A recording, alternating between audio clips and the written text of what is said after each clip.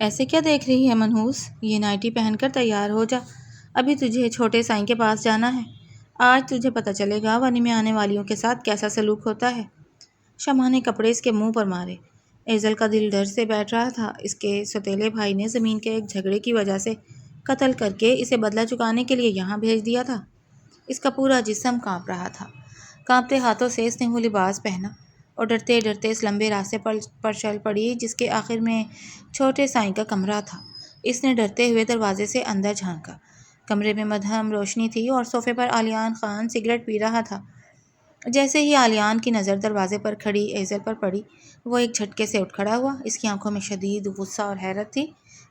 تم یہاں؟ علیان نے حیرت سے پوچھا۔ تم ونی میں آئی ہو؟ ایزل کا ڈر سے برا حال ہو گیا۔ سامنے کھڑے شخص کوئی اور نہیں بلکہ وہی پروفیسر علیان خان تھا۔ صرف ایک دن پہلے یونیورسٹی میں کیا ہوا تھا وہ سب ایزل کو یاد آ گیا۔ ایزل نے اپنے دوستوں کے کہنے پر اور شرط جیتنے کے لالچ میں آ کر پروفیسر علیان خان پر ایک جھوٹا الزام لگایا تھا کہ انہوں نے اس کے ساتھ بدتمیزی کی ہے۔ اس کے پاس کچھ جھوٹے ثبوت بھی تھے۔ یونیورسٹی والوں نے بغیر سوچے سمجھے پروفیسر علیان کو نوکری سے نکال دیا اور ان کی بہت بے عزتی کی۔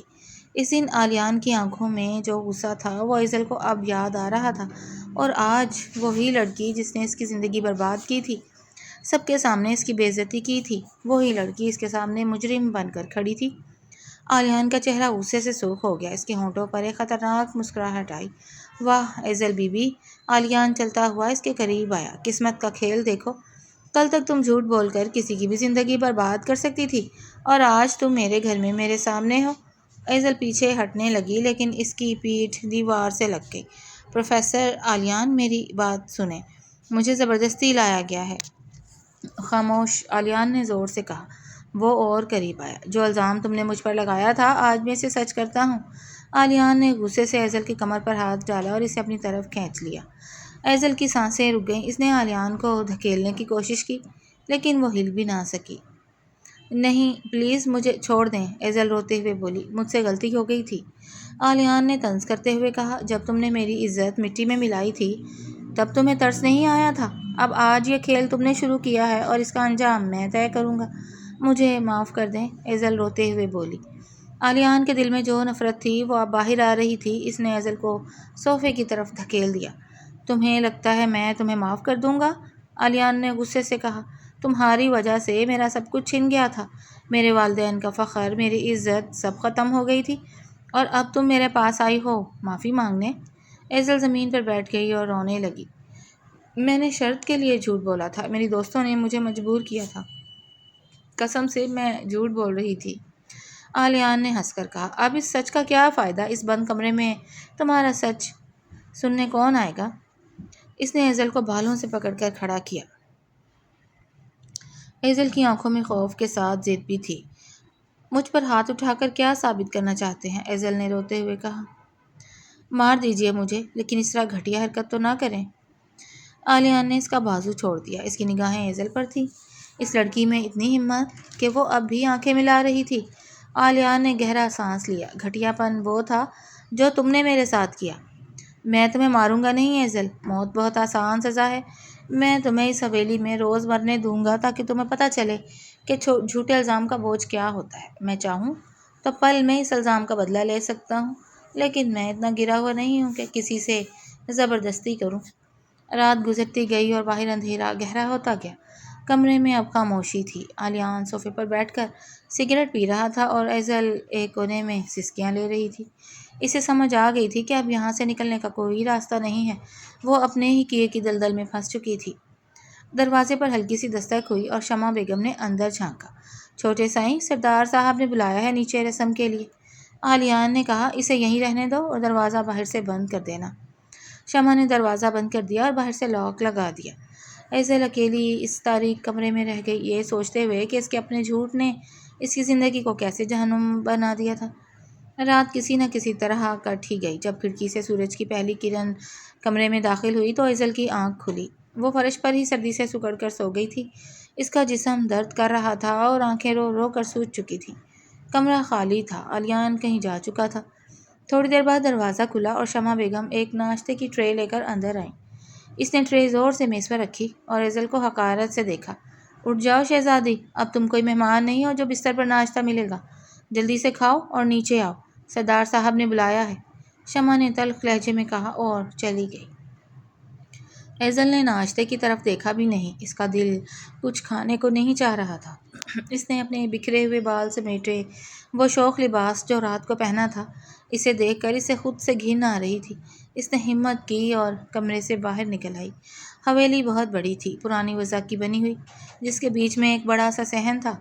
صحن کے بیچوں بیچ ایک بڑا سا چارپائی نما تخت بچھا تھا، جس پر ایک روب دار بوڑھا آدمی بیٹھا حقہ پی رہا تھا۔ یہ سردار شاہ نواز خان تھا، آلیان کا باپ، اور اس کے ساتھ ہی آلیان کھڑا تھا۔ اس کا چہرہ اسپاٹ تھا۔ ایزل ڈرتے ڈرتے ان کے سامنے جا کر کھڑی ہو گئی۔ سردار شاہ نواز نے اسے سر سے پاؤں تک دیکھا، ان کی آنکھوں میں نفرت صاف دکھائی دے رہی تھی۔ تو یہ ہے وہ لڑکی جس کے بھائی نے ہمارے ساتھ غداری کی اور جس نے ہمارے بیٹے پر جھوٹا الزام لگایا؟ سردار صاحب کی آواز میں گرج تھی۔ ایزل نے نظریں جھکا لی۔ سن لو لڑکی، سردار صاحب نے انگلی اٹھا کر کہا، تمہیں یہاں ونی بنا کر لایا گیا ہے، تمہاری کوئی حیثیت نہیں ہے، تم اس حویلی میں صرف ایک ملازمہ بن کر رہو گی۔ آلیان نے تمہیں معاف کرنے کی بات کی ہے، لیکن میں تمہیں اتنی آسانی سے نہیں چھوڑوں گا۔ تم اس حویلی کا سارا کام کرو گی اور کوئی بھی تمہارے ساتھ کسی قسم کی رعایت نہیں کرے گا۔ ایزل نے ایک بار آلیان کی طرف دیکھا۔ آلیان نے منہ پھیر لیا۔ سمجھ گئی؟ سردار صاحب نے پوچھا۔ جی، ایزل کے منہ سے بمشکل نکلا۔ اب جاؤ اور باورچی خانے میں شمع کی مدد کرو۔ ایزل وہاں سے چلی گئی۔ اس کی آنکھوں میں پھر سے آنسو آ گئے تھے۔ وہ سوچ رہی تھی کہ کیا واقعی اس کی زندگی اب یہی بن گئی ہے، برتن دھونا، صفائی کرنا اور تانے سننا۔ دن گزرنے لگے، ایزل کی زندگی ایک مشین کی طرح ہو گئی تھی۔ صبح سویرے اٹھنا، پورے گھر کی صفائی کرنا، برتن دھونا، کھانا پکانے میں مدد کرنا اور شمع بیگم کے تانے سننا۔ وہ نازک لڑکی جس نے کبھی پانی کا گلاس خود اٹھا کر نہیں پیا تھا، اب بھاری بھاری کام کر رہی تھی۔ اس کے ہاتھوں میں چھالے پڑ گئے تھے، لیکن اس کے دل کا درد ان چھالوں سے کہیں زیادہ تھا۔ آلیان سے اس کا سامنا کم ہی ہوتا تھا۔ آلیان زیادہ تر حویلی سے باہر رہتا، زمینوں کا کام دیکھتا یا اپنے کمرے میں پڑا رہتا، لیکن جب بھی وہ دونوں آمنے سامنے ہوتے، آلیان کی آنکھوں میں وہی سرد مہری اور نفرت ہوتی۔ وہ ایزل سے بات نہیں کرتا تھا، بس ایک نظر دیکھتا اور گزر جاتا۔ یہ خاموشی ایزل کو مار رہی تھی۔ وہ چاہتی تھی کہ آلیان اس سے لڑے، اسے ڈانٹے، لیکن یہ خاموشی برداشت نہیں ہو رہی تھی۔ ایک شام ایزل کپڑے دھو کر چھت سے نیچے آ رہی تھی۔ وہ بہت تھکی ہوئی تھی اور اس کے ہاتھ میں ایک بھاری بالٹی تھی۔ اچانک اس کا پاؤں پھسلا اور وہ سیڑھیوں سے گرنے لگی۔ اس نے آنکھیں بند کر لیں، لیکن کسی نے اسے بازو سے پکڑ کر گرنے سے بچا لیا۔ اس نے آنکھیں کھولیں تو آلیان اس کے سامنے کھڑا تھا۔ اس کے چہرے پر پریشانی کے تاثرات تھے جو فوراً ہی غصے میں بدل گئے۔ دھیان سے نہیں چلا جاتا تم سے؟ آلیان نے اسے جھٹکے سے چھوڑا اور غصے سے بولا۔ ایزل کے آنسو چھلک پڑے۔ کیوں بچایا مجھے؟ گرنے دیتے، مر جاتی تو آپ کو بھی سکون مل جاتا۔ آلیان نے دانت پیسے۔ میں نے تمہیں مارنے کے لیے نہیں لایا ادھر ایزل، میں نے تمہیں جینے کی سزا دی ہے اور یہ سزا تمہیں بھگتنی ہی پڑے گی۔ یہ کہہ کر آلیان وہاں سے چلا گیا۔ ایزل وہیں سیڑھیوں پر بیٹھ کر رونے لگی۔ وقت اپنے پر پرواز کرتا ہوا گزرتا آ گیا۔ حویلی کے اس ماحول میں رہتے ہوئے ایزل کو اب مہینے بیت چکے تھے۔ وہ نرم و نازک لڑکی جو شہر کی ہواؤں میں پلی بڑھی تھی، اب اس پرانی حویلی کے سخت ماحول میں جینا سیکھ چکی تھی۔ ہاتھ کے چھالے اب سخت کھال میں بدل چکے تھے اور آنسوؤں کے چشمے کہیں اندر ہی اندر سوکھ گئے تھے۔ اب وہ شمع بیگم کے ہر تانے پر خاموش نہیں رہتی تھی، بلکہ اس کی آنکھوں میں ایک ایسی خاموش بغض اور ٹھنڈک آ چکی تھی جو سب کو حیران کر دیتی تھی۔ سردار شاہ نواز خان بھی اب اس پر کم چلاتے تھے، کیونکہ وہ دیکھ چکے تھے کہ یہ لڑکی کسی بھی کام سے منہ نہیں موڑتی، مگر ایک چیز جو نہیں بدلی تھی وہ تھا آلیان خان کا رویہ۔ آلیان اب بھی اس سے اتنی ہی دوری بنائے رکھتا تھا جتنی پہلے دن تھی۔ وہ گھر آتا، اپنے کمرے میں رہتا اور ایزل کو ایسے نظر انداز کرتا جیسے وہ اس حویلی کا حصہ ہی نہ ہو، لیکن جب بھی تنہائی میں دونوں کی نظریں ملتی تھیں، ہوا میں ایک عجیب سا تناؤ پھیل جاتا تھا۔ ایک دوپہر جب حویلی کے باقی سب لوگ باہر گئے ہوئے تھے اور ماحول میں گہری خاموشی تھی، ایزل آلیان کے کمرے میں جھاڑو پونچھا کرنے گئی۔ وہ خاموشی سے اپنا کام کر رہی تھی کہ اس کی نظر آلیان کی ڈیسک پر رکھی ایک ڈائری پر پڑی جو آدھ کھلی ہوئی تھی۔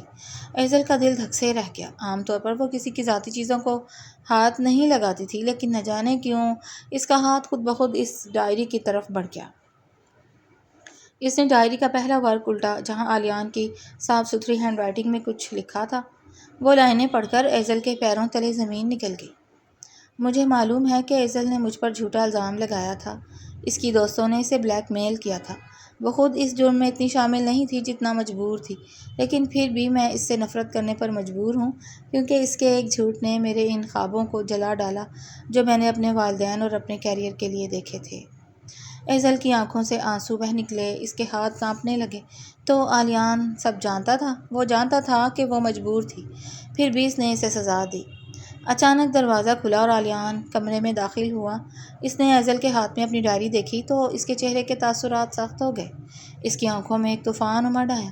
یہ کیا بدتمیزی ہے؟ میری پرائیویٹ چیزوں کو ہاتھ لگانے کی جرأت کیسے ہوئی تمہاری؟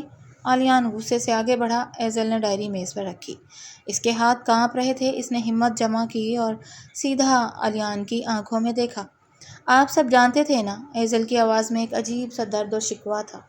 آپ جانتے تھے کہ میں مجبور تھی، کہ مجھ پر دباؤ ڈالا گیا تھا، پھر بھی آپ نے مجھے اس جہنم میں جھونک دیا۔ کیوں؟ صرف اس لیے کہ آپ کو مجھ سے انتقام لینا تھا۔ عالیان کے قدم رک گئے، اس کا چہرہ سخت ہو گیا اور اس نے اپنے جبڑے بھینچ لیے۔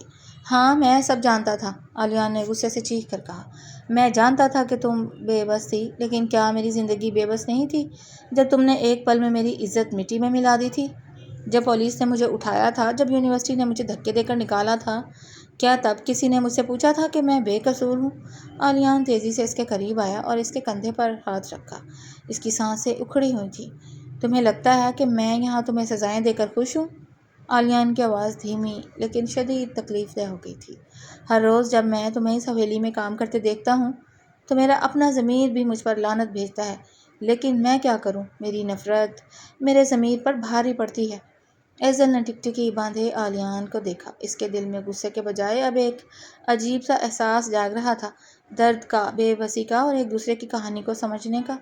تو پھر مار دیجئے مجھے عالیان خان، ایزل نے پھپکتے ہوئے کہا۔ اس کی آواز میں اب کوئی ضد نہیں تھی، صرف تھکن تھی۔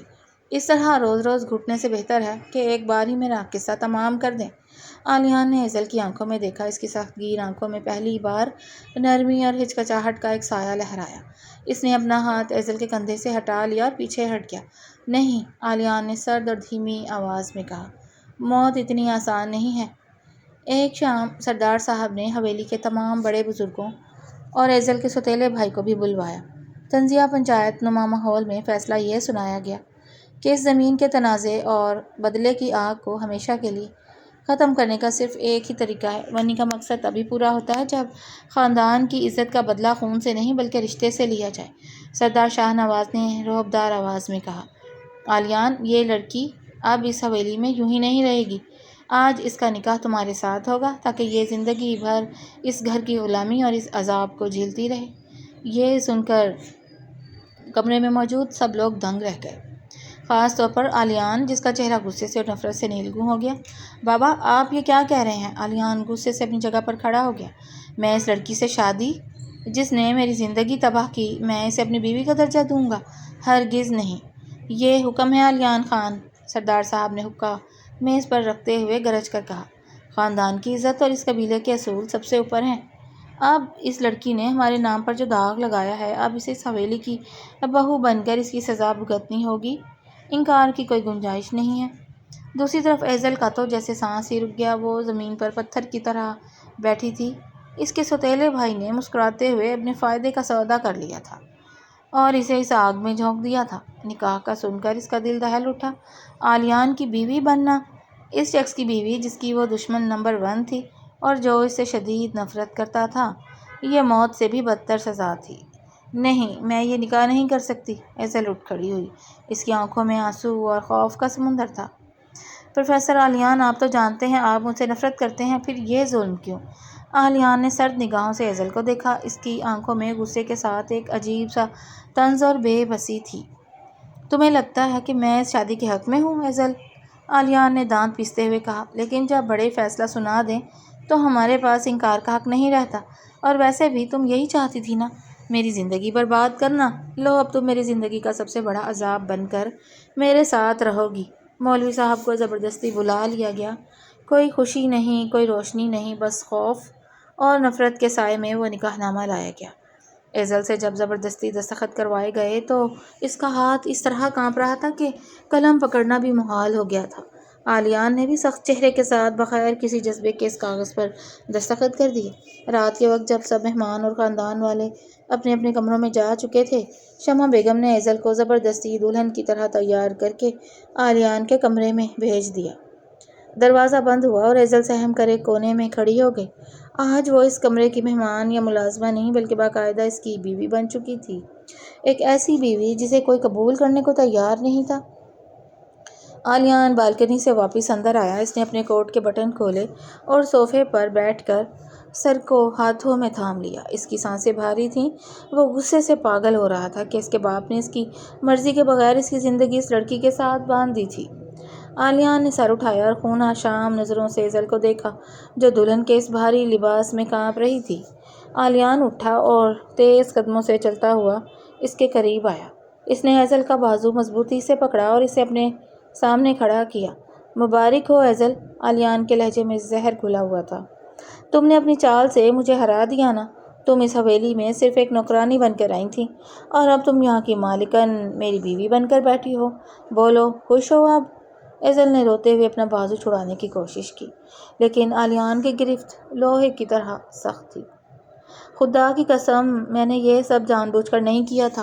ایزل پھوٹ پھوٹ کر رو پڑی۔ اگر مجھے پتا ہوتا کہ اس کا یہ انجام ہوگا تو میں مر جاتی مگر یہ قدم نہ اٹھاتی۔ مجھے نہیں چاہیے یہ رشتہ، مجھے نہیں چاہیے یہ تاج۔ اب رونے کا کیا فائدہ؟ آلیان نے طنزیہ مسکراہٹ کے ساتھ کہا۔